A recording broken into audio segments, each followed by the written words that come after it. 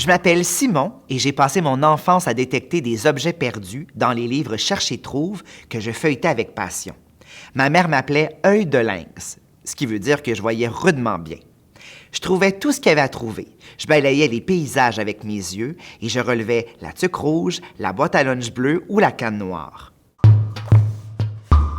Alors, il s'agit d'un cherche et trouve dans la lignée de ceux que je pouvais consommer quand j'étais jeune. Moi, c'était beaucoup les Où est Charlie qui me passionnaient. Et là, je me suis dit, ça serait peut-être intéressant de faire un cherche et trouve, non pas juste avec des objets, mais aussi avec des émotions.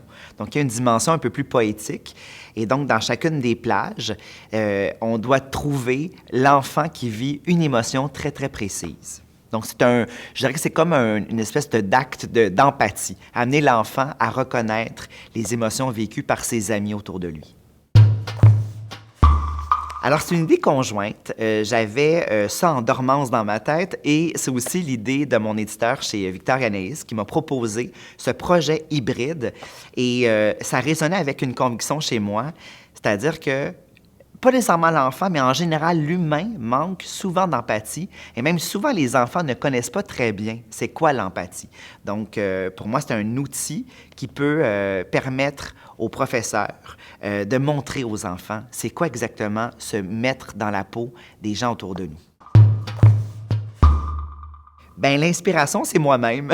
C'est mon propre souvenir. Moi qui aimait débusquer le chandail rayé de Charlie dans la mare, dans l'océan de la faune de gens qu'il y avait à chacune des pages. Donc, j'ai voulu retrouver cet œil de lynx-là que j'avais développé avec les années, mais en donnant une dimension plus poétique. J'ai eu la chance d'avoir comme professeur de français en secondaire 3 Serge Boucher, professeur formidable, mais aussi dramaturge et maintenant grand scénariste.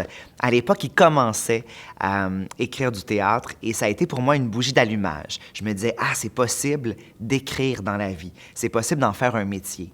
Et il nous avait fait lire du Michel Tremblay. Et rapidement, en secondaire 5, j'ai eu la chance de faire une émission télé avec Michel Tremblay. Ça a été une rencontre assez déterminante et j'aime dire que j'ai la chance aujourd'hui de côtoyer Michel Tremblay. Donc, bien du temps a passé, mais ma relation avec lui s'est bonifiée avec le temps. Mon petit doigt me dit que tu es un peu comme moi, que tu aimes toi aussi détecter l'objet perdu. Mais à présent, serait-il possible de chercher et de trouver d'autres choses que des objets? Pourrais-tu détecter des émotions? Essaie pour voir.